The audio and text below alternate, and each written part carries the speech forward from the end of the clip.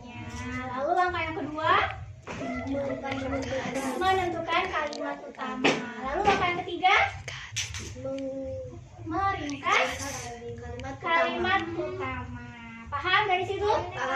Nah, gunanya kita mempelajari kalimat menentukan ide pokoknya apa sih? Fungsinya kita mempelajari ide pokoknya untuk apa? Kan tadi banyak tuh teks ya, panjang tuh dari sini sampai sini. Nah, terus nanti setelah itu akhirnya itu kita tuh menentukan tuh dari yang panjang tadi kakak tulis, menentukan jadi seperti satu baris. Jadi tujuan kita tuh mempelajari ide pokok tuh untuk apa? Mengambil intisari dari paragraf yang telah kita baca. Jadi kan kita lebih paham tuh. Misal nih, kita ini kakak contohin nih. Kalimat utama ini atau ide pokok ini tidak harus kita lihat dari bacaan saja. Pernah nggak siapa tadi namanya? Maura sama Anin tuh denger pidato kepala sekolah tuh, kadang sering tuh ya. Kan kepala sekolah tuh berpidato panjang tuh ya dari awal sampai akhir. Nah, pasti yang kalian ingat tuh intisari dari pembicaraan dari si kepala sekolah. Pasti nggak mungkin tuh kalian hafal apa yang dibicarakan kepala sekolah dari awal sampai akhir. Misalnya pidato kepala sekolah itu bicarakan ada tentang ini masalah pembelajaran di kelas atau pembelajaran di lingkungan sekolah itu, terus membicarakan tentang kebersihan juga, panjang lah kali lebar kali tinggi ya. Nah, pasti yang kalian ingat ada intisarinya saja.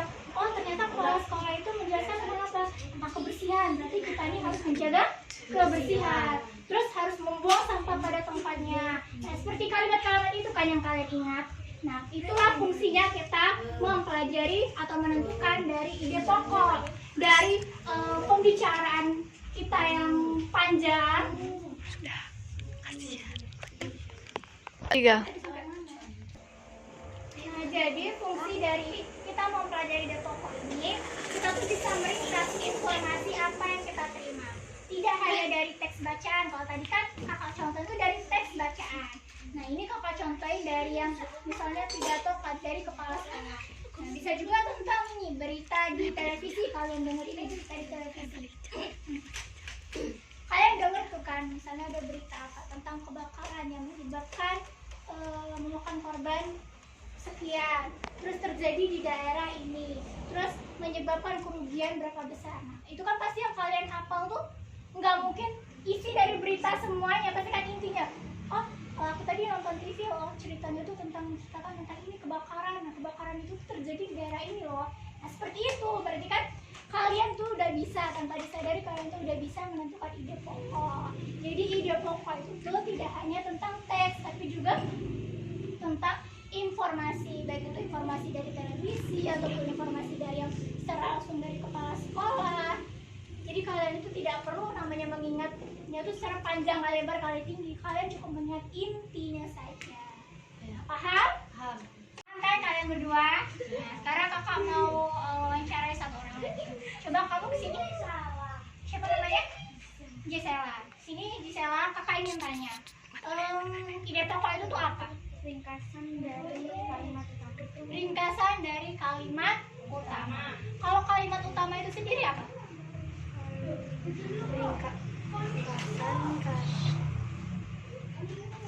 Ringkasan dari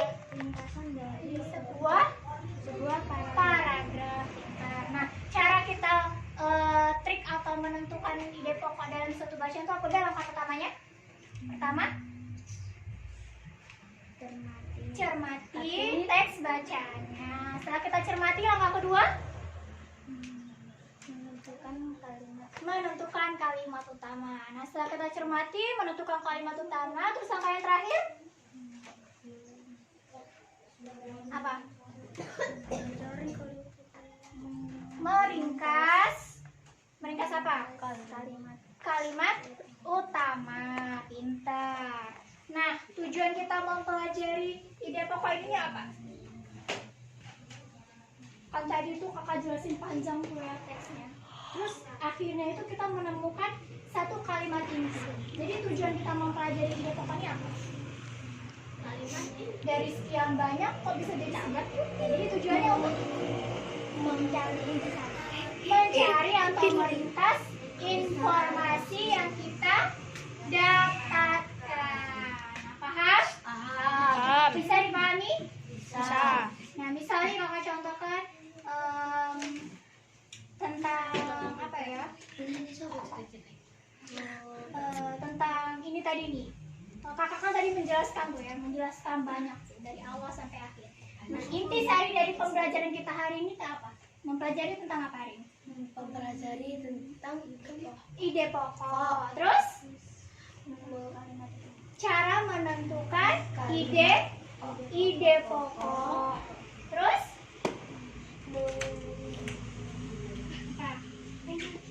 mencari kalimat utama. pertama kan kita intisari dari pembelajaran kita hari ini yaitu menentukan ide pokok. Kita tahu nih kan, kalian udah tahu nih kalimat yang ide pokok itu seperti apa. Nah, setelah itu kita tadi mau pelajari tentang cara menentukan ide pokok. Karena kalian udah tahu kan? Berarti kan itu kan intisari dari pembelajaran kita hari ini. Dari kami, apakah ada yang ingin ditanyakan? Jelas? Udah paham semua ya? Terima kasih untuk waktunya. Kakak ucapkan terima kasih. Assalamualaikum warahmatullahi wabarakatuh. Waalaikumsalam warahmatullahi wabarakatuh.